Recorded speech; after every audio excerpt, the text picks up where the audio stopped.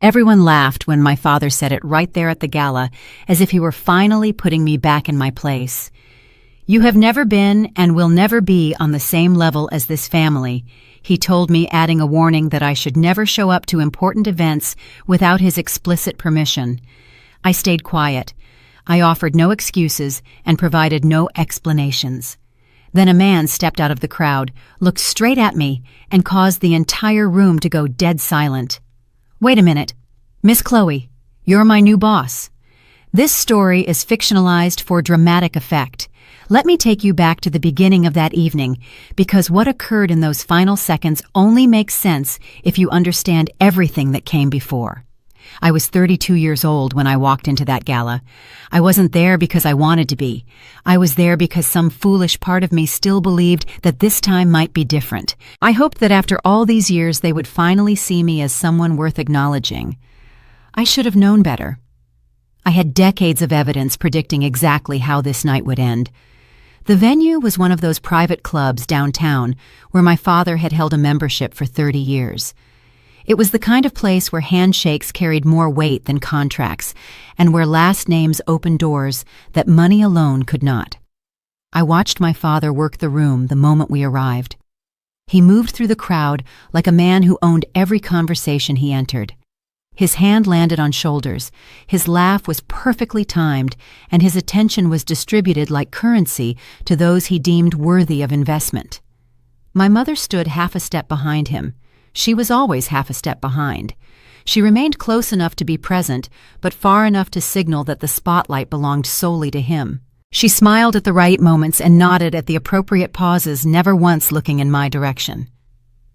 My brother Daniel stood at the center of a small group near the bar. He was recounting a story about his latest deal, gesturing with a glass of scotch that caught the light just so. People leaned in when he spoke. They always did. Daniel had inherited our father's gift for commanding attention and our mother's instinct for knowing exactly what people wanted to hear. And then there was me. I stood near the edge of the room, holding a glass of wine I had no intention of drinking, watching my family perform their roles with the precision of people who had rehearsed this their entire lives. I was not part of their choreography. I never had been. The thing about being the invisible member of a prominent family is that you learn to read rooms differently than everyone else. You notice the way conversations shift when certain people approach. You see the subtle negotiations happening behind every smile. You understand that every interaction is a transaction, and that some people simply possess more currency than others. I had spent my whole life being told not in words, but in 1,000 small gestures, that I was a deficit on the family ledger. My father approached me about an hour into the event. I remember feeling a flutter of something that might have been hope, which only goes to show how stubborn the human heart can be in the face of overwhelming evidence. "Chloe," he said, using the same tone he employed when addressing service staff. It was polite, but fundamentally dismissive. "I see you decided to come." "You invited me," I replied. "The family was expected to attend together. It's about appearances." He glanced over my shoulder at someone he deemed more important. "Just try not to draw attention to yourself. These are significant people, and I don't want any awkwardness." Any awkwardness. It was as if my mere presence was an embarrassment that required active management. I should have left then. I should have set down my wine glass, walked out through those elegant doors, and never looked back. But I stayed. I didn't stay because I was weak. I stayed because I had my own reasons for being there that night, reasons that had nothing to do with my father's approval or my family's recognition. The confrontation happened around 9 o'clock. My father had been drinking steadily, which always made him more expansive in his pronouncements. He was holding court with a group of his associates when I made the mistake of walking too close to their circle. "Ah, my daughter Chloe," he said, and something in his tone made me stop. This was not an introduction. It was a setup. "We were just discussing family legacy," he continued, addressing his audience while gesturing toward me. "The importance of knowing one's place in the hierarchy. Some people are meant to lead, and some people—" He let the sentence trail off meaningfully. "Some people are meant to support, Daniel finished appearing at our father's side with that smile of his, the one that looked friendly unless you knew what it actually meant. Exactly. My father nodded approvingly. And Chloe here has always understood that. Haven't you, sweetheart? The endearment was cruelty dressed up as affection. From now on, my father continued raising his voice slightly so that the surrounding groups could hear, unless I give permission, I would prefer that you not show up at important family events on your own.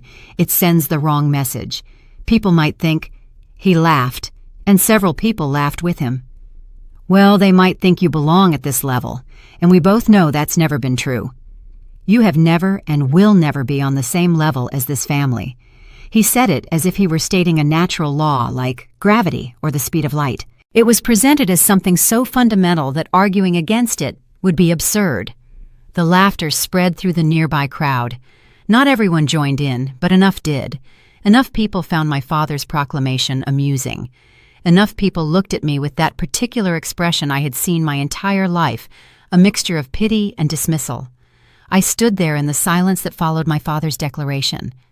I did not defend myself. I did not storm out. I did not cry or make a scene or give them any of the reactions they might have expected from someone who had just been publicly humiliated by her own family. I simply stood there watching, because here is what my father did not know. Here is what none of them understood. I was not the person they thought I was.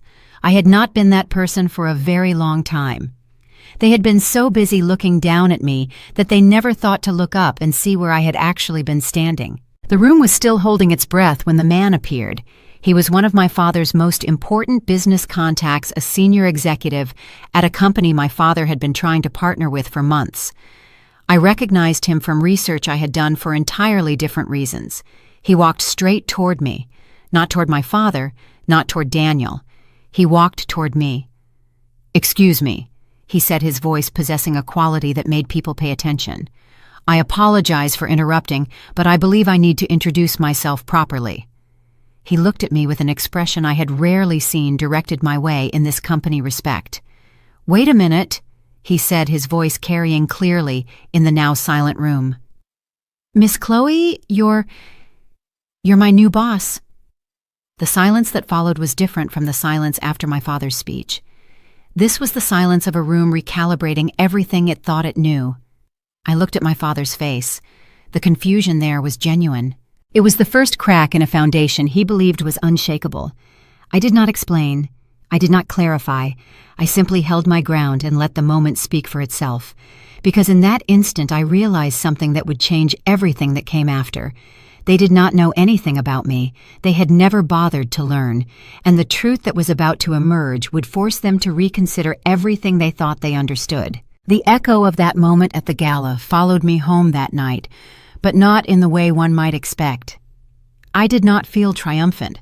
I did not replay the look on my father's face with satisfaction. Instead, I felt something far more familiar settling into my bones, a weariness so deep it had become part of my architecture. Because that reversal in the ballroom, as dramatic as it was, could not erase what had come before. One moment of recognition does not undo 32 years of being invisible. I need to explain how I learned to stay quiet. It wasn't because silence was natural to me, but because it was the only language my family ever allowed me to speak. From my earliest memories, there was an order to our household that was never explicitly stated, but was always absolutely understood. My brother Daniel was the future. He was the first child, the son, the carrier of my father's ambitions and my mother's hopes. Everything about him was treated as significant. His first words, his school achievements, his opinions at the dinner table. I came second in birth order and in everything else. My accomplishments were never celebrated so much as acknowledged with mild surprise, as if the family dog had suddenly solved a crossword puzzle. When I brought home excellent grades, my father would nod and say, "Well, you have to work hard to keep up, don't you?" When Daniel brought home the same grades, and often he did not because school was never his priority, there were dinners out, gifts, and long conversations about his promising future. I do not tell you this for sympathy. I tell you because understanding this dynamic is essential to understanding everything that happened later. My father was a man who believed in hierarchies the way other people believe in gravity. In his worldview, some people were simply born to lead, and others were born to follow. He had decided which category I belonged to before I even learned to walk, and nothing I did afterward ever threatened that assessment. "Chloe is our steady one," my mother would say, which sounds like a compliment until you realize it meant I was the one who could be taken for granted. I was the one who would not make trouble. I was the one whose needs did not need to be considered because I was too reliable to complain. I remember a specific evening when I was 16. I had won a regional essay competition, something I had poured months of work into, staying up late, researching and revising until every sentence felt true. When I told my parents at dinner, my father did not even look up from his plate. "That's nice, Chloe. Daniel, tell us about the meeting with your college counselor." And Daniel did. For the next 45 minutes, dinner became a strategy session about his future. My essay, my victory, my moment of recognition, all of it evaporated as if it had never existed. I learned to stay quiet that night. It wasn't a conscious decision, but rather the way a child learns to stop touching a hot stove. Every time I reached for attention or acknowledgement, or simply a place in the family conversation, I got burned. The pain was never dramatic. There was no shouting, no punishment, no obvious cruelty. It was just the steady, relentless message that my contributions did not matter. When I tried to speak up, I was told I was being too sensitive. When I pushed back on an unfair decision, I was accused of creating drama. When I pointed out the obvious difference in how Daniel and I were treated, my mother would sigh and say, "You know your father loves you. He just expresses it differently." Differently. That was the word she used for neglect dressed up in family obligation. I became an expert in making myself small. I learned to enter rooms without disturbing them. I learned to have opinions, but never voice them. I learned that the price of peace in my family was the erasure of my own wants and needs. And the worst part, I became good at it. I was so good at it that everyone around me, my parents, my brother, even extended family and family friends, assumed this was simply who I was. Quiet Chloe, steady Chloe, the one who never rocks the boat because she knows her place. They mistook my silence for acceptance. They confused my compliance with contentment, and over time I nearly made the same mistake myself. There is a particular kind of damage that happens when your family teaches you that your voice does not matter.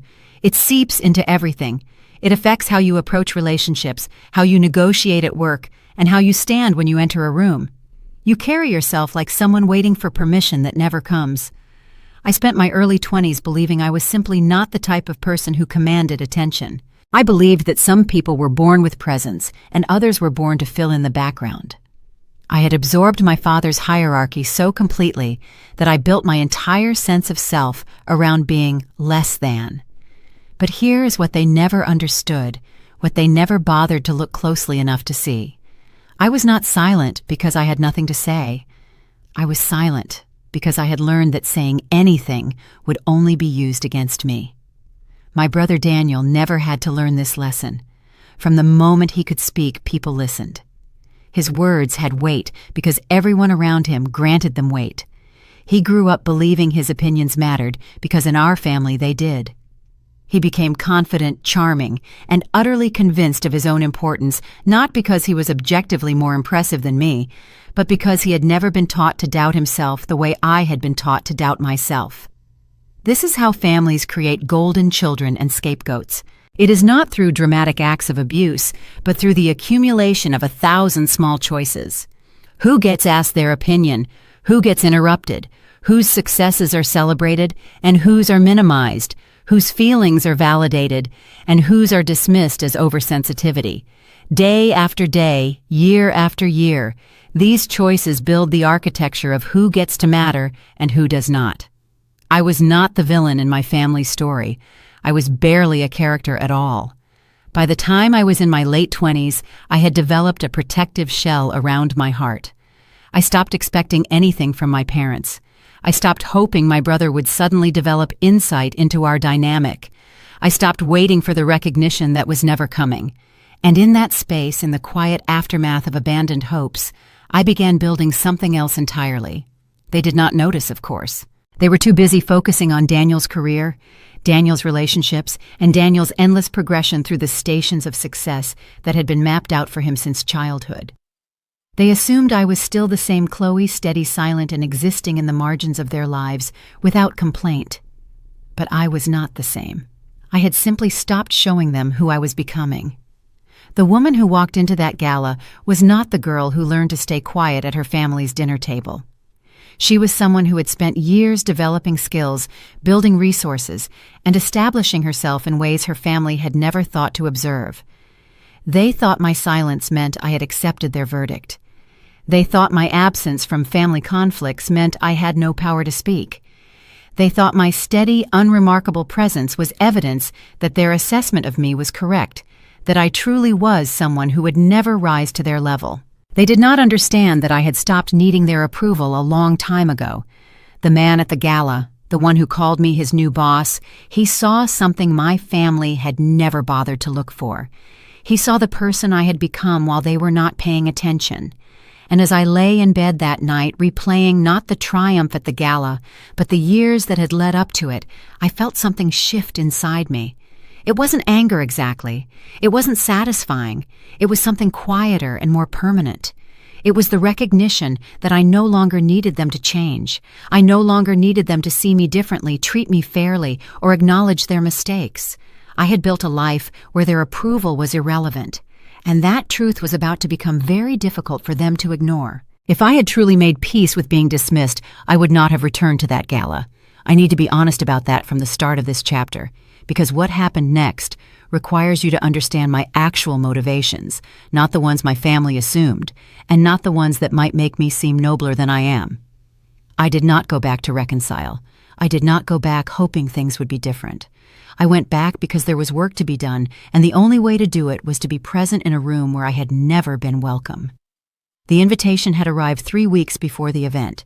It came through my mother, not my father, a small detail that told me everything about how the request had been constructed. My father would never ask me directly for anything. That would imply I had something he wanted. Instead, my mother made the call with her practiced mix of obligation and implied guilt. "The family needs to present a united front," she said. "There are important people attending, and it would look strange if you weren't there." Notice the framing. It wasn't, "we want you there," or "we miss you." It was just about the optics, the appearance, the strategic necessity of my presence. "What time should I arrive?" I asked. My mother paused clearly, surprised by my quick agreement. "I'll send you the details. And Chloe, please dress appropriately." As if I had ever embarrassed her with my wardrobe. As if the real problem was my clothing and not the way they looked at me, regardless of what I wore. I hung up the phone and sat for a long time in my office, looking out at the city below. I had stopped correcting their assumptions years ago. At first it hurt that they never asked about my work, my life, or my ambitions. Then I realized their disinterest was a gift. It gave me space to build without interference, to grow without scrutiny, and to become someone they had never imagined I could be. The gala presented an opportunity I had been waiting for, though not in the way they imagined. Among the guests would be several people I needed to meet, people whose business interests aligned with decisions I was preparing to make. My father had no idea that some of the connections he had cultivated for years were about to become significantly more interested in me than in him. I want to be clear about something here. I did not plan this as revenge. The timing was not manufactured to humiliate my father. I was simply doing my job, which happened to intersect with a world my family believed belonged exclusively to them. The irony was not lost on me, but I was not seeking irony. I was seeking progress on matters that had nothing to do with proving anything to the people who had raised me. Still, I would be lying if I said some small part of me did not anticipate the moment when the truth would become unavoidable. In the days before the gala, I received a confirmation from one of my key contacts. A senior executive, the same man who would later approach me at the event, had accepted a position on my company's board. The paperwork had been finalized. The announcement would be made public the following week. He would be at the gala, and we had arranged to connect briefly to discuss next steps. I mention this because I want you to understand that what happened in that ballroom was not a spontaneous revelation. It was the intersection of two worlds that my family had assumed would never overlap. The morning of the gala, I dressed carefully. It wasn't to impress anyone, but because the clothes we choose affect how we carry ourselves, and I needed to carry myself as who I actually was, not who my family expected to see. My brother called me that afternoon. This was unusual enough that I checked my phone twice to make sure I was reading the caller ID correctly. "Hey, Chloe," he said, his voice carrying that particular warmth he used when he wanted something. "Looking forward to tonight. Dad's pretty excited about some of the guests who'll be there." "I'm sure he is. Listen, I just wanted to give you a heads up." He paused, and I could hear the condescension loading into his next words. "Some of Dad's contacts are going to be asking about the family. If anyone brings up sensitive topics, just keep it simple. Let me or Dad handle the business conversations. Let him handle the conversations, as if I were a liability to be managed, rather than a person capable of representing myself." "I'll try not to embarrass anyone," I said, keeping my voice flat. "Great, that's all I'm asking." He had already moved on mentally, I could tell. I was a checked box, a potential problem neutralized. "See you tonight." After he hung up, I stood in front of my mirror for a long time. The woman looking back at me was not the woman my brother thought he had just spoken to. She was not the quiet, cooperative background presence that my family had created space for in their lives. She was someone else entirely, and in a few hours, they would begin to understand that. The drive to the venue gave me time to settle my thoughts. I was not nervous. I had long ago lost the ability to feel nervous about my family's opinions of me. What I felt was something closer to clarity, a sense of certainty about what I was walking into and what I was prepared to do. I had received a text from my contact an hour before. "Looking forward to connecting tonight. The team is excited about the transition." The transition. Such a simple word for something that would upend my family's understanding of power and position. I did not go to that gala as my father's daughter. I went as someone who had built something outside his influence, beyond his awareness, and completely independent of his approval. The fact that it would all become visible in his domain was coincidental. Or maybe not entirely coincidental. Maybe some part of me had been waiting years for this moment without admitting it to myself. When I walked into the venue, I saw my family positioned exactly where I expected, my father working the room, my mother in his orbit, and my brother commanding attention at the bar. They did not notice me arriving. They rarely noticed me at all. I found a quiet corner and waited. It wasn't for permission or acknowledgement.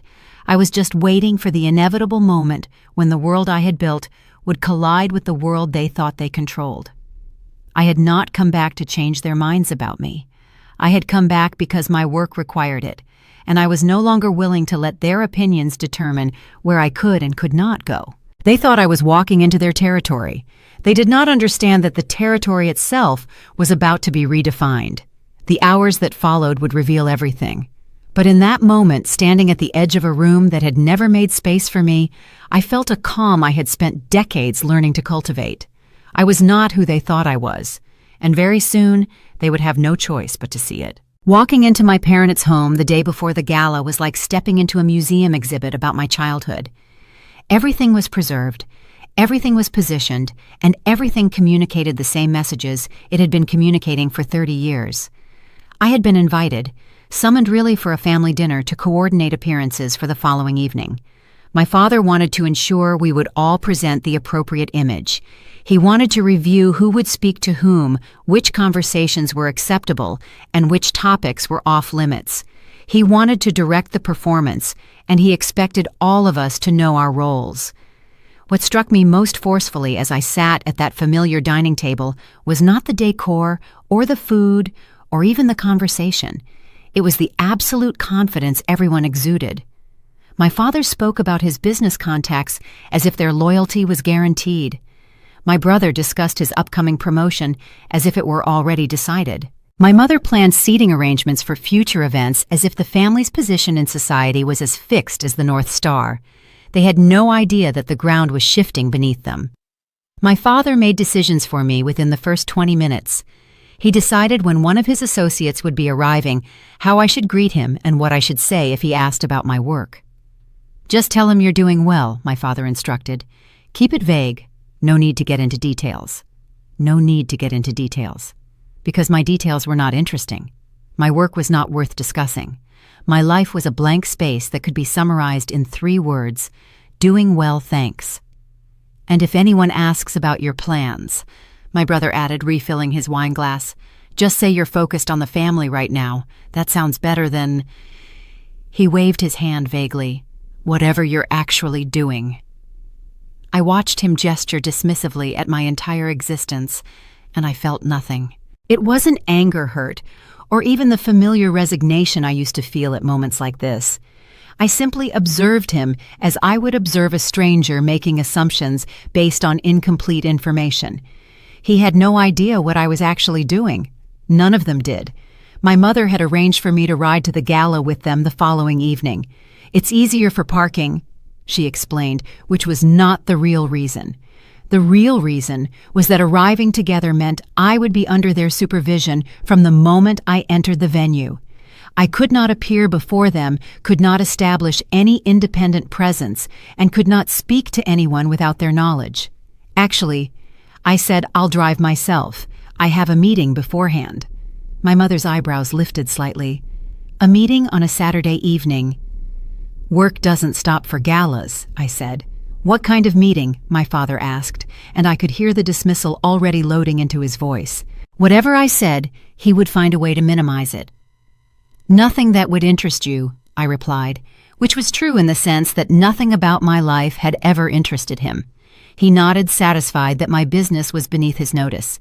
Fine, just don't be late. And Chloe. He fixed me with the look he used when delivering instructions to subordinates.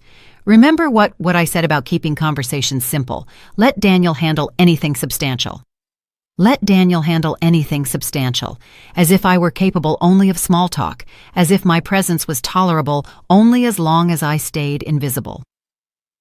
The dinner continued with discussions of strategy and positioning, who was important, who needed attention, and who could be safely ignored. My family moved through the guest list, like generals planning a campaign, and I sat among them like a civilian who had wandered into the war room by accident. At one point, my brother received a phone call and left the table to take it.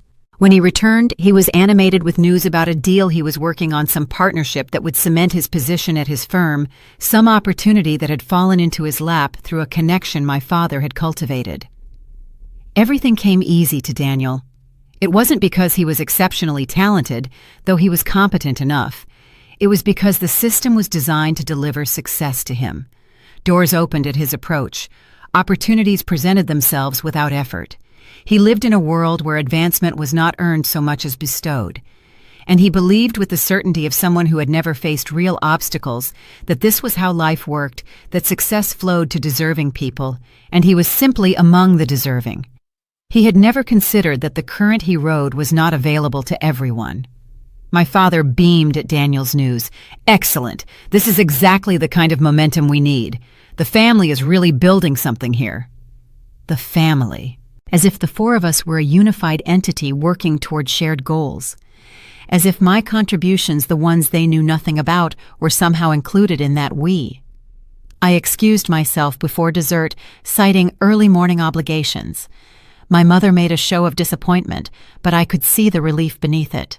My presence was never comfortable for them. Even when I did nothing wrong, I reminded them of something they preferred not to examine. Driving home that night, I thought about what the next 24 hours would bring. My family was so confident in their position.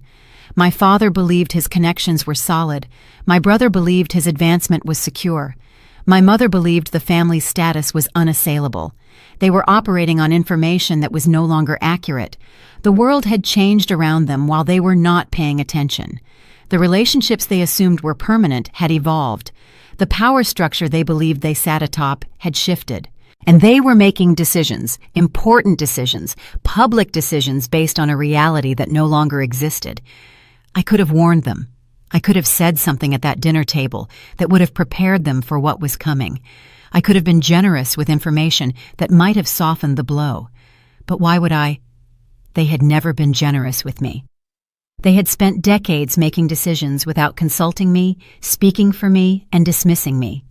They had built an entire system on the assumption that I did not matter. Now that system is about to be tested. I am not proud of the satisfaction I felt. I am not proud of the way I watched them walk confidently toward a cliff they could not see. But I am honest enough to admit that I felt it. After years of being overlooked, there was something grimly gratifying about knowing that their confidence was misplaced. They thought they were in control. They thought their power was solid. They thought the world would continue arranging itself to their advantage. They did not know that I had spent years building something outside their awareness. They did not know that the executive my father was so eager to impress had already become connected to my work. They did not know that the hierarchy they believed in was about to be reordered. And I was not going to tell them, not because I wanted them to suffer, but because they had never thought to ask. They had never wondered what I was doing, what I had built, or who I had become. They had assumed my life was not worth investigating. They were about to discover how wrong they had been. 3 years before the gala, I discovered the documentation that fundamentally reordered the power dynamics of this family. It wasn't a cinematic discovery. There were no midnight revelations, only the mundane dust of my childhood bedroom on a Tuesday afternoon. The room had long since been converted into a repository for the family's discarded history. I was there looking for old photographs at my mother's request, but what I found was tucked between boxes of my father's archived correspondence. It was a standard manila folder. The tab didn't read Chloe. It read C. Warren, disposition. In the world of high finance, you dispose of assets, not daughters. Inside were instruments of a reality I had never been permitted to see: legal filings, granular financial statements, and privileged correspondence with counsel. At the core was a trust agreement established at my birth. It was a substantial vehicle, one that had been generating compounded returns for over 3 decades. I sat on the floor reading with the detached precision of an auditor. I didn't feel the sting of betrayal. I felt the cold clarity of a documented breach of fiduciary duty. The records were damning. As the trustee, my father had exercised total control while failing every standard of transparency. Funds had been commingled or redirected to stabilize family ventures, specifically Daniel's early failures, without a single disclosure to me, the sole beneficiary. The letters between my father and his attorney discussed mitigating Chloe's oversight and maintaining informational asymmetry due to my supposed financial unsophistication. It wasn't just neglect, it was a structural, calculated exclusion. I didn't confront him. I didn't demand an apology. Instead, I used my phone to establish a digital chain of custody for every page. A few weeks later, I sat in a glass-walled office downtown with a litigator specializing in estate and trust disputes. He reviewed my evidence and was blunt. "This is a textbook breach. If you file a petition in probate court, you don't just win, you get a court-ordered surcharge and his immediate removal as trustee." "I'm not filing," I told him. "Why not? You have the nuclear option right here." "Because a public lawsuit labels me as a litigious daughter. I lose control of the narrative, and the family would have months of discovery to hide other assets," I replied. "I don't want a settlement check. I want total autonomy." I took the information home and began the methodical work of a shadow operation. I didn't treat it as a family secret. I treated it as strategic leverage. I built a parallel life, acquiring the very sophistication they claimed I lacked while watching them through the lens of their own documented liabilities. They thought my silence was compliance. They didn't realize I was simply waiting for the moment when the cost of their surrender would be lower than the cost of their exposure. After the gala, the family's reaction shifted from dismissive to combative. I recognized it immediately for what it was: retaliation masked as paternal concern. When my father called, his voice lacked its usual booming authority. It was tight, the sound of a man realizing a long-term asset was no longer under his thumb. "Chloe, your performance at the gala was a liability. You don't make moves like that without consulting the family. My professional trajectory is outside your jurisdiction," I said, my tone as flat as a balance sheet. "Everything is family business," he barked. I hung up. I knew the playbook. When you can't control a person, you attempt to destroy their commercial viability. Over the following week, the attacks became tactical. I heard from colleagues about concerns my father had raised regarding my stability. Daniel was the primary operative working the room at private clubs, sowing doubt about my sudden impulsiveness under the guise of sibling worry. I didn't panic. I didn't defend myself. Every time a contact reported a suspicious inquiry from my father or Daniel, I logged it. I documented the date, the witness, and the specific implication. In my mind, these weren't family insults. They were entries in a future filing for tortious interference with contractual relations. My mother called attempting a gaslighting maneuver through emotional appeal. "You're breaking your father's heart, Chloe. Why are you being so difficult?" "This isn't an emotional dispute, Mother. It's a boundary dispute. Father has crossed into my professional sphere, and that carries legal consequences." I sat in my office watching the skyline. I realized that keeping the peace was no longer a viable strategy. It was a form of complicity. My father had crossed the line from family dysfunction into actionable tort. He thought he was teaching me a lesson about my place. He didn't understand that every move he made was being memorialized as evidence. He was providing the very proof of bad faith I needed to justify the aggressive terms I planned to dictate. The silence I had maintained for 32 years had been a tactical choice. Now the choice was legal separation. He was still playing a game of emotions. I was playing a game of leverage, and he was giving me everything I needed to finish him. The decision took less time than I expected. After years of hesitation, of weighing options, and of hoping circumstances might change, the actual choice arrived with surprising simplicity. I was done waiting for permission that was never coming. The morning after I confirmed my father's interference, I sat in my office before dawn, reviewing documents I had prepared months earlier. These were contingency plans I had developed for scenarios I hoped would never materialize, legal frameworks I had established precisely because I understood on some level that my family's treatment of me would eventually require a response. The paperwork was straightforward: a series of notifications to be filed, authorizations to be formalized, and positions to be clarified. It was nothing dramatic, just the administrative machinery of claiming what was already mine. I began with the trust, the one I had discovered in that file 3 years earlier. Under provisions I had researched extensively, I had the right to request changes to its administration. I had never exercised those rights because doing so would have alerted my family to what I knew. But that concern was no longer relevant. The letter to the trust's attorneys was precise. I was asserting my authority as the beneficiary. I was requesting full disclosure of all transactions, all decisions, and all management actions taken since the trust's establishment. I was notifying them that future communications should be directed to me, not to my father. One signature, one email. The process was set in motion. The second action involved my company. The transition that the executive at the Gala had referenced was entering its public phase. Announcements would be made, positions would be formalized, and my role would become impossible to obscure or minimize. I had worked toward this moment for years. It wasn't revenge, though. I acknowledged the timing had a certain symmetry, but the natural culmination of work I had invested in long before I knew it would intersect with my family's world. The third action was more personal. I sent a message to a few key contacts, people whose opinions mattered in the circles my family cared about. These weren't accusations or complaints, but just clear factual information about my position and my work. It was the kind of information that would make my father's behind-the-scenes efforts look either misinformed or deliberately misleading. I was not attacking him.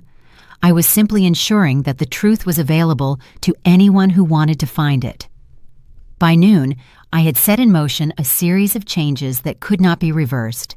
The trust attorneys would begin their review, the company announcements would proceed on schedule, and the professional contacts I had reached out to would form their own conclusions about what was happening. None of this required my family's cooperation or approval.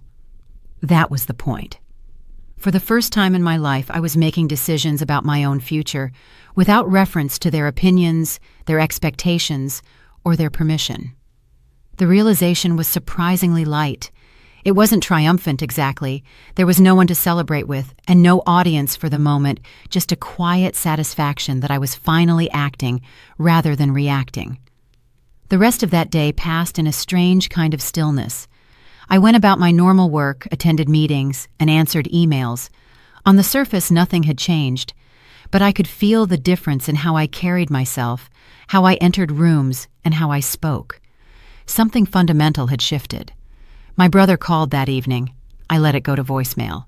His message was the expected mix of concern and condescension. He had heard some things and wanted to check in. I deleted it without responding. My mother texted asking if I was coming to dinner on Sunday. I replied that I had other plans. She did not ask what they were. My father did not reach out at all. I suspected he was waiting, marshaling his forces and planning his next approach. He was not accustomed to situations he could not control, and my silence must have been unsettling. Good. Let him be unsettled. The following days brought the first ripples of change.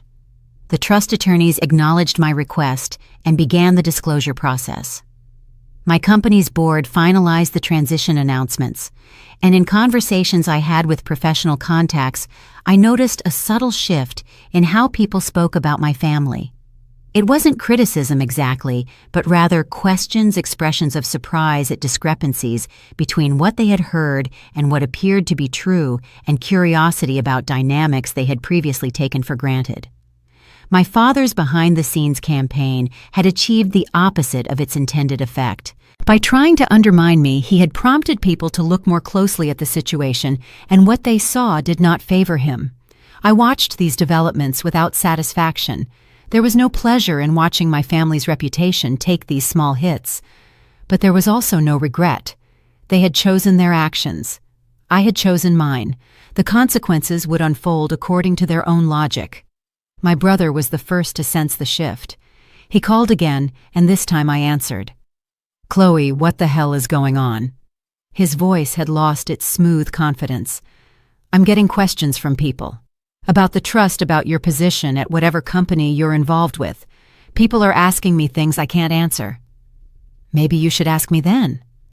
"I'm asking you now. What are you doing?" "I'm handling my own affairs, Daniel. Something I should have done a long time ago." "But you're causing problems. Dad is furious. Mom is upset. You're making the family look—" "I'm not making anyone look like anything. I'm simply becoming visible. If that causes problems for the family, maybe you should consider why."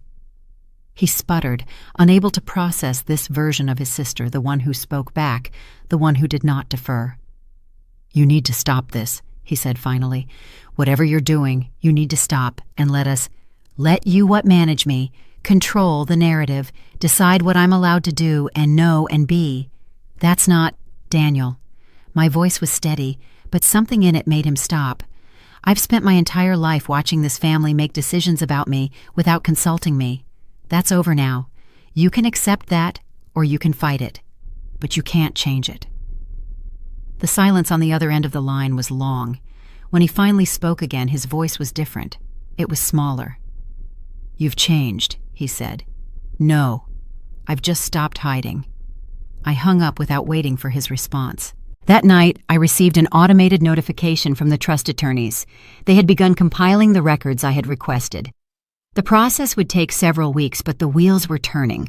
One signature, one decision, and a lifetime of invisible arrangements was beginning to surface. I did not feel triumphant. I felt tired mostly. And beneath the tiredness, there was something that might have been relief. The waiting was over. The pretending was over. Whatever came next, it would be real. My family had spent decades assuming they knew who I was. They were about to discover they had never bothered to look. For a brief moment after I made my moves, I felt something like stability. The decisions were made, the processes were in motion, and I had a clear understanding of what I was working with and against. My father was predictable. My brother was transparent. Even their hostility operated according to patterns I had learned to recognize. What I did not anticipate was the direction from which the real blow would come. My Aunt Caroline had always occupied a different space in my mental map of the family. She was my mother's sister, but she had never quite fit the mold of the family she had married into. She asked questions that others avoided. She remembered details about my life that my parents overlooked. In a household where I was consistently invisible, she had been one of the few people who seemed to actually see me. When everything went wrong with my family, she had reached out. "I'm worried about you," she had said. "All this conflict can't be healthy. I'm here if you need to talk." I had talked. I told her more than I should have, probably. I told her about the trust documents, about my company, and about the decisions I had made. She had listened with sympathy and understanding, asking the right questions and expressing the right concerns. I had forgotten the fundamental truth about my family loyalty flowed in only one direction. I discovered the betrayal through a professional contact, the same executive who had approached me at the gala. He called me one morning with an unusual question. "I received an interesting call yesterday," he said, "from someone claiming to be your aunt. She had some concerns she wanted to share about the transition." My blood went cold. "What kind of concerns?" "Questions about your experience, your judgment, whether you might be taking on more than you could handle." He paused. She seemed to know a lot about the internal dynamics. A lot, because I had told her. The rest of that conversation is a blur. I thanked him for letting me know and assured him that family dynamics were complicated but not relevant to our professional work. He seemed satisfied, but the damage was done.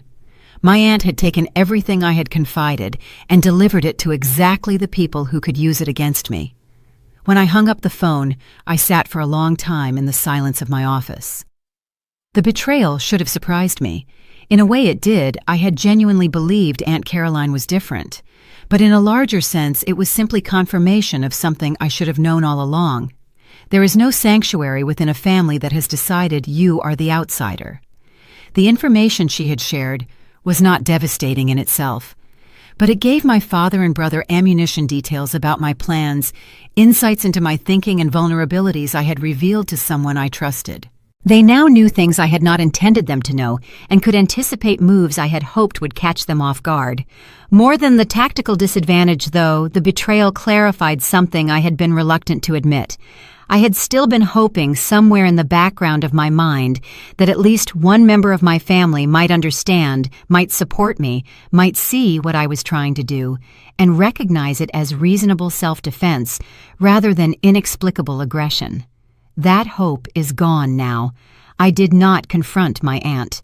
What would have been the point? She had made her choice. Like everyone else in the family, she had chosen the side of power, the side of the people who had always won. I was an acceptable casualty in maintaining her position, but I did adjust my strategy. I had been operating with a certain margin of grace, not seeking maximum damage and not pushing every advantage. I had imagined some future where relationships might be salvaged, where the family might reach a new equilibrium that respected my autonomy. That imaginary future was now clearly impossible. I called my attorney that afternoon. "The timeline we discussed for the trust disclosure," I said. "I want to accelerate it." "That's possible, but it will require more aggressive action. Your father may respond." "Let him respond. I'm done working around his comfort." The conversation continued, but my mind was already elsewhere. I was mapping new routes and identifying new vulnerabilities. Not mine, theirs. I had been playing defense for 32 years. I had absorbed blows, minimized conflict, and protected relationships that were never going to protect me back. And what had it gotten me? A family that dismissed me, excluded me, and when I dared to succeed on my own, actively tried to tear me down. My aunt's betrayal was the final evidence I needed. There was no one in my family I could trust. Every gesture of warmth, every expression of concern, and every offer of support, all of it was conditional on my staying in my assigned place. The moment I stepped outside that place, I became a threat to be managed. Fine. If that was how they wanted to play it, I would stop managing myself for their benefit. The days that followed were marked by a kind of cold clarity. I made decisions faster, pushed harder, and cared less about collateral damage. The generous interpretation I had always given family members, assuming the best, explaining away slights and making excuses for cruelty, I let all that go. I saw them now as they were, not as I wished them to be. My father was not a complicated man with unexpressed love. He was someone who had built his entire identity on hierarchy and could not tolerate a daughter who refused to stay beneath him. My brother was not a golden child struggling with unfair expectations. He was someone who had absorbed unearned privilege so thoroughly that he could not imagine a world where he did not deserve it. My mother was not a peacekeeper caught between difficult loyalties. She was someone who had chosen the easier path at every turn and called her cowardice neutrality. And my aunt was simply the latest reminder that proximity does not create loyalty, that family is not a safe word, that trust must be earned and verified, not assumed. These recognitions were not pleasant. They required me to let go of versions of people I had been carrying for decades, but they were necessary. I could not fight effectively while still hoping my enemies might become allies. One evening, as I was reviewing the accelerated timeline for the trust disclosure, I received a text from a number I did not recognize. It was brief. "I know what your father is doing. If you want to talk, I'm available." I stared at the message for a long time. It could be a trap. It could be another family proxy trying a new angle. It could be someone with their own agenda that might not align with mine. But it could also be what it appeared to be someone who had seen what was happening and wanted to stand somewhere other than with the people causing it. I did not respond that night. I was too raw, too aware of how my last trust had been exploited. But I saved the number. Because I had learned something from my aunt's betrayal that I would not forget. I could not win this by myself. At some point, I would need allies. Real ones. People whose loyalty was based on something more durable than family obligation or strategic positioning. I had lost an ally I thought I had. But in the wreckage of that loss, I had gained something more valuable: clarity about who I was really fighting and why I could not afford to lose. The text message stayed in my phone for 3 days before I responded. I ran background checks. I made discreet inquiries. I approached the possibility of an ally the way I would approach any high-stakes negotiation, with thorough preparation and minimal assumption of good faith. The sender was named Margaret Walsh. She was a board member at a company my father had done business with for years. She was also someone who had quietly observed the dynamics of our family from a professional distance, and apparently she had seen enough to form her own conclusions. When we finally met, it was at a restaurant neither of us had connections to. Neutral ground. She was direct from the first moment. "I've watched your family operate for 15 years, she said. "I've seen how your father positions himself, how your brother benefits, how the rest of you—" She paused. "I should say how you specifically have been systematically excluded from opportunities and recognition." Why would you care? Because I've been the invisible woman in my own contexts. She smiled, but there was no humor in it. "And because your father tried to use his connections to block something I was working on once. I have no particular loyalty to his interests." So this is revenge. This is opportunity alignment. You have something you're trying to accomplish. I have resources and access that might help. And we both have reasons to want your father's influence diminished. I studied her across the table. She was not pretending to be my friend. She was not offering unconditional support. She was proposing a strategic partnership based on shared interests. Oddly, that made me trust her more than warmth would have. We talked for 2 hours. She had knowledge of my father's business relationships that I lacked. She understood the network of obligations and favors that sustained his position. And she was willing to share that understanding with me, not out of affection, but because helping me helped her. "I can't promise anything long-term," I said finally. "I don't even know what the end of this looks like." "Neither do I. But right now you need someone who won't fold when your family applies pressure, and I don't fold." By the end of that meeting, we had the outlines of an arrangement. She would not speak for me or act on my behalf without consultation. I would not make moves that affected her interests without warning. We were not friends, we were aligned. Sometimes alignment is more reliable than friendship anyway. The effect of having even one person clearly on my side was more significant than I expected. My family operated through isolation. They maintained power by ensuring that anyone who might support me felt the cost of that support more than the benefit. When Daniel called someone to express concern about me, the implicit message was that standing with me meant standing against the family. Margaret had already made that calculation and concluded that standing against the family was exactly where she wanted to be. The first test came within a week. My father had arranged a meeting with several business contacts, the kind of gathering where influence was exercised through casual conversation and implied expectations. I was not invited, but Margaret was. "He spent 20 minutes explaining why your recent activities were concerning," she told me afterward. He framed it as paternal worry, but the subtext was clear. He wanted everyone to understand that aligning with you meant conflict with him. "What did people say?" Mixed responses. Some clearly deferred to him. Others— She smiled. Others seemed curious about why he was so concerned about a daughter he usually ignores. Curious. That was useful. My father's campaign to undermine me was raising questions instead of answers. People were wondering what he was so worried about and what I was doing that required such aggressive management.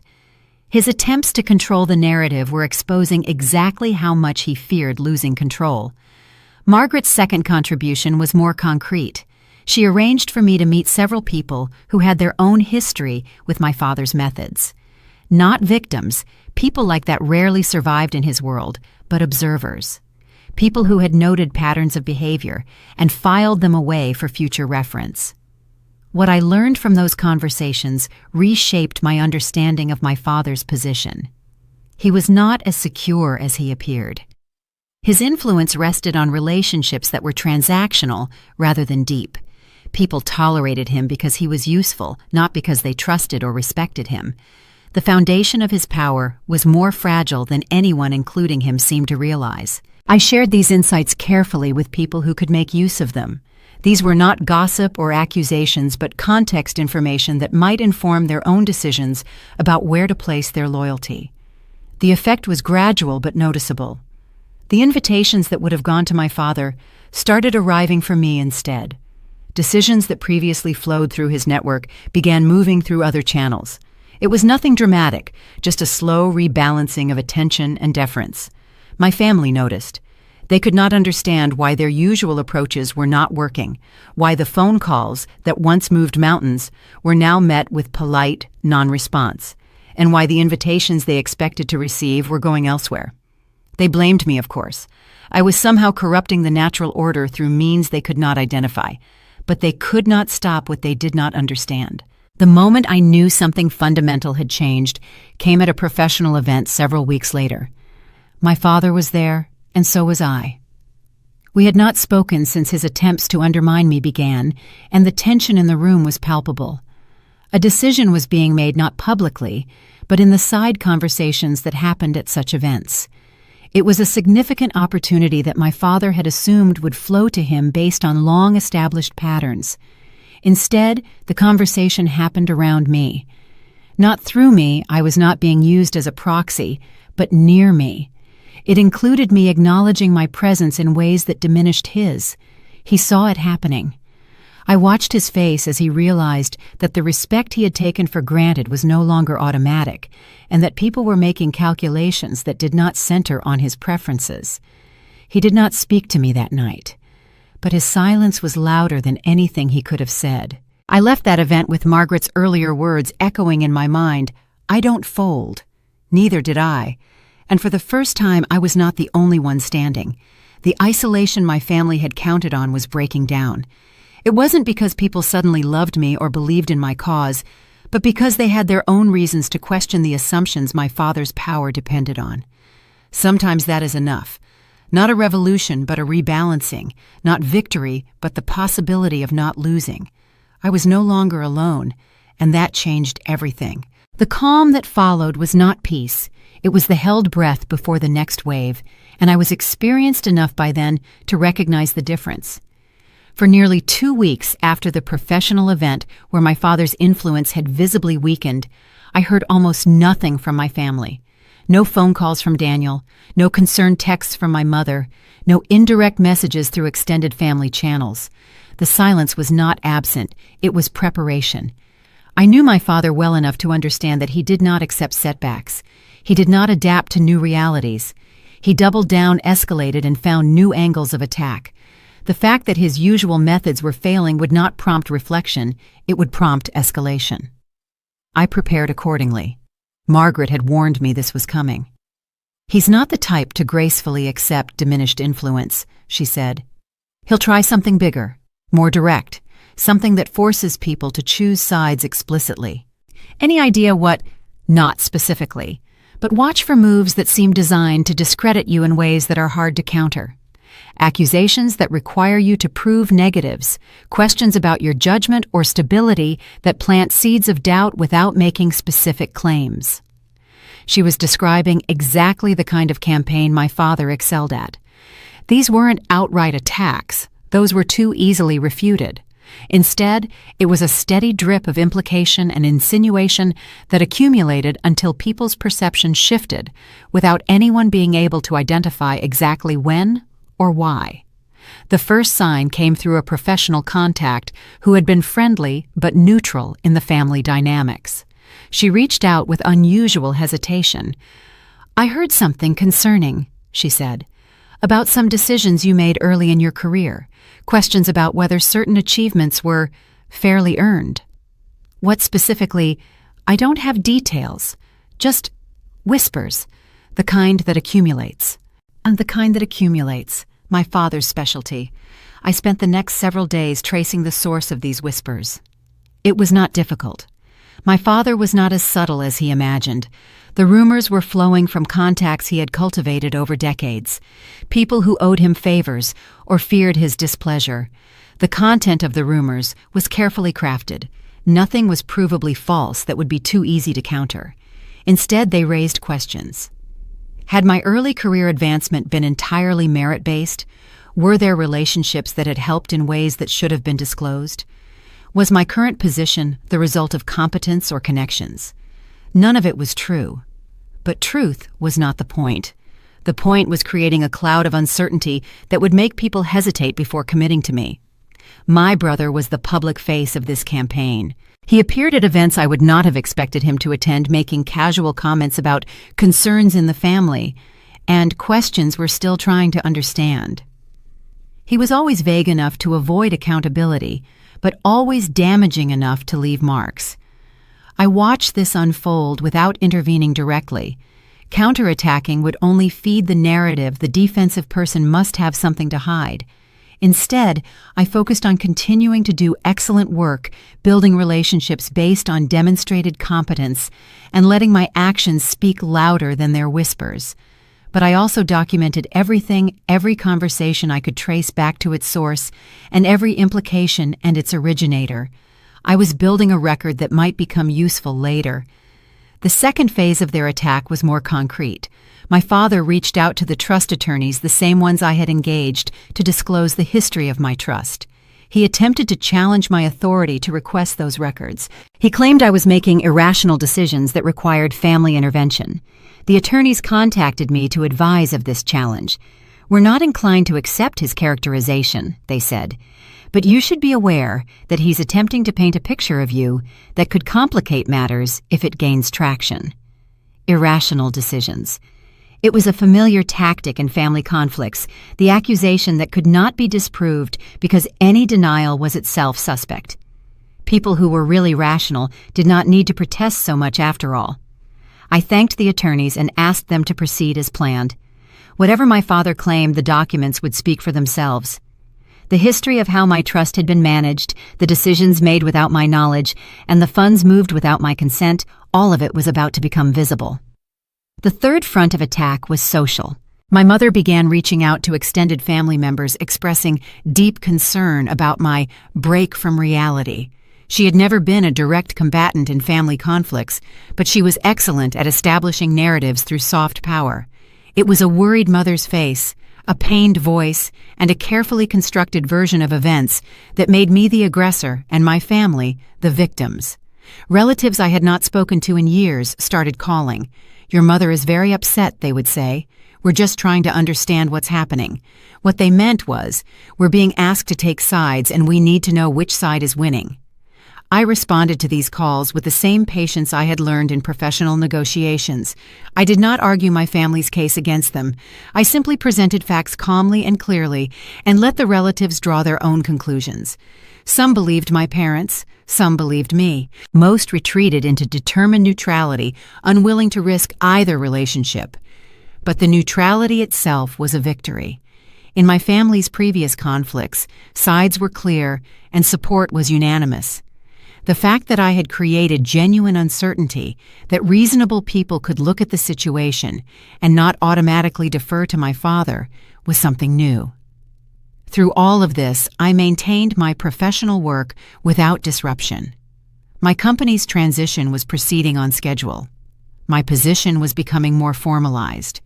The executive who had recognized me at the gala continued to treat me as exactly what I was, his boss, regardless of whatever family drama might be swirling in the background.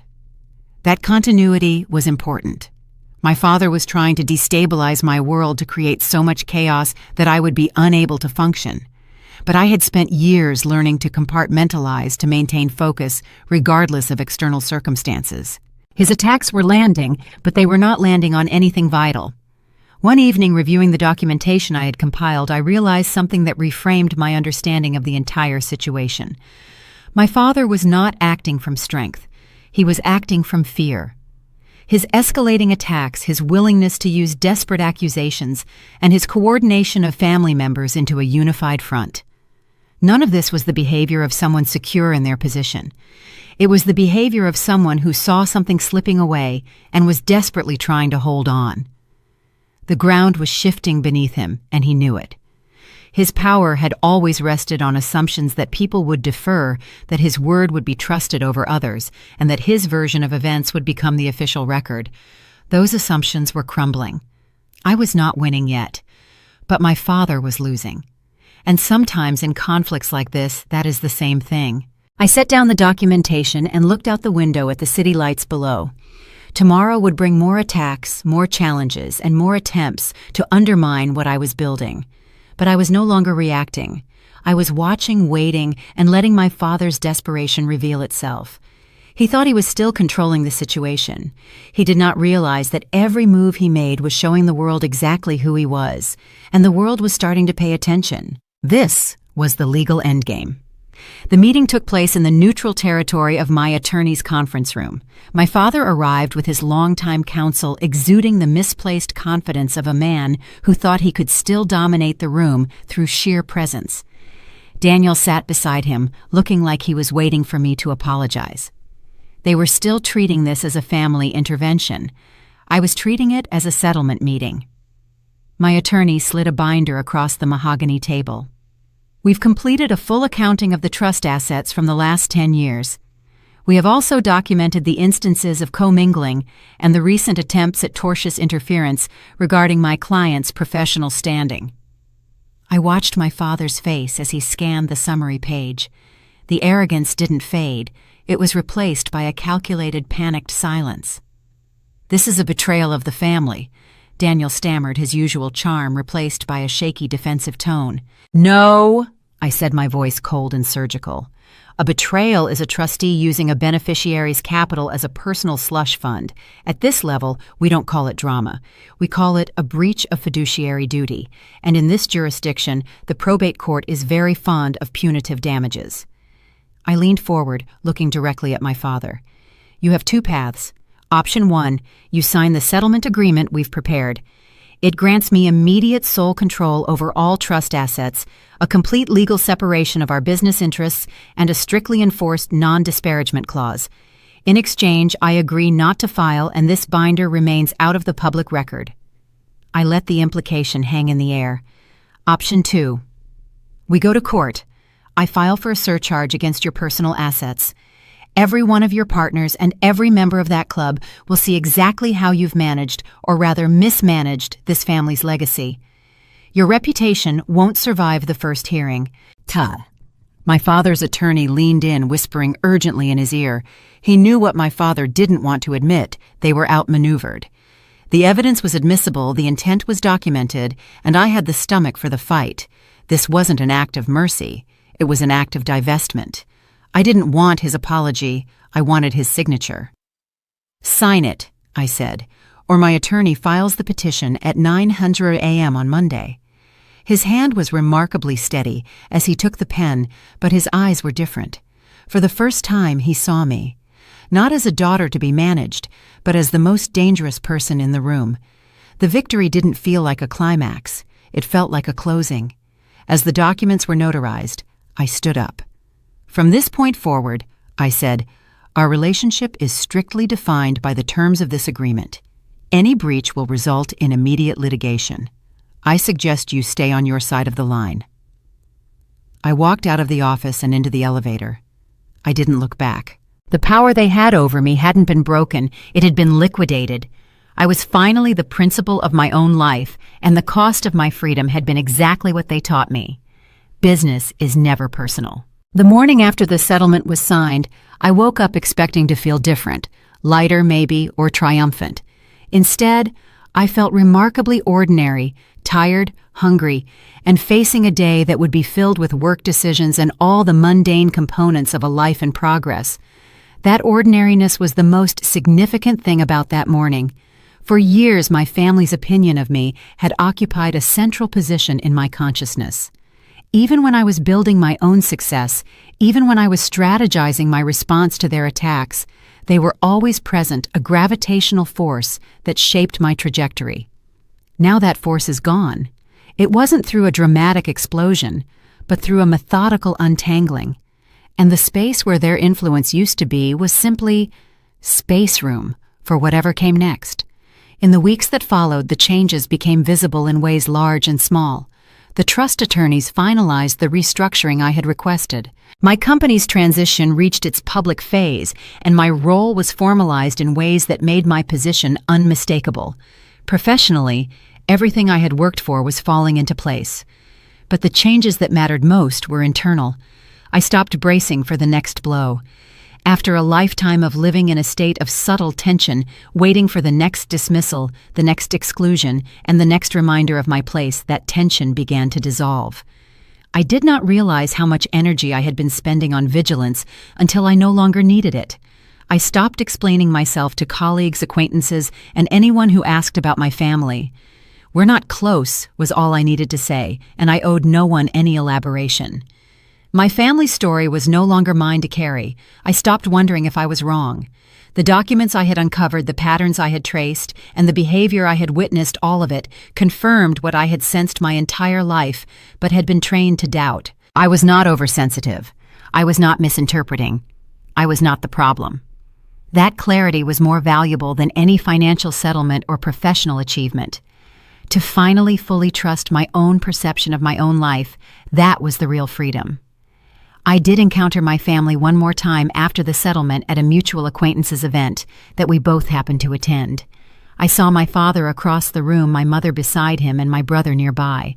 They saw me too. There was no confrontation and no dramatic exchange, just a moment of recognition followed by distance. They stayed on their side of the room. I stayed on mine. At one point, my mother approached. It wasn't to argue or accuse her. Expression was something closer to confusion, as if she was encountering someone she did not quite recognize.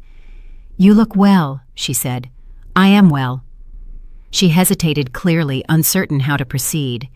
The conversational patterns we had used for 30 years no longer applied. I was no longer performing the role of the daughter who managed everyone's comfort. I was simply present on my own terms. "I wish things could have been different," she said finally. "Things were exactly what you chose them to be." It wasn't cruel. It was just true. She had made her choices for decades, who to support, who to silence, and who to sacrifice for family peace. Those choices had consequences. I was one of them. She returned to my father's side, and I did not see them again that evening. Months passed. My life continued to develop in directions that had nothing to do with my family's expectations or approval. I built relationships based on who I actually was, not who I had been trained to pretend to be. I took risks I would never have taken when I was still managing their perception of me. Margaret remained an ally, though our relationship evolved from a strategic partnership to something closer to an actual friendship. "You're different," she observed once, "more present." I'm not spending energy on people who don't value me. That frees up a lot of capacity. What are you going to do with it? The question made me pause. For so long, my goals had been defined in opposition, proving my worth to people who doubted it, building success that my family could not deny, and establishing power that would protect me from their control. Now that those battles were over, what came next? "I'm going to figure out who I am when I'm no longer fighting," I said. I've never had the chance to find out. That exploration is still ongoing. I do not have a neat conclusion or a final revelation that wraps up my story with a bow. What I have is something more valuable, a life that is actually my own. I think about the girl I used to be, the one who learned to stay silent because speaking only brought pain, the one who measured her worth against a sibling who was designed to always win, and the one who believed on some deep level that she was less than, less important, less valuable, and less deserving of attention and care. That girl is not gone. She lives in my memory and in the instincts I still sometimes have to make myself small. But she is no longer in charge. The woman who replaced her, the woman I became when my family was not watching, has different rules for herself. She does not wait for permission. She does not apologize for taking up space. She does not measure her worth against anyone's expectations, but her own.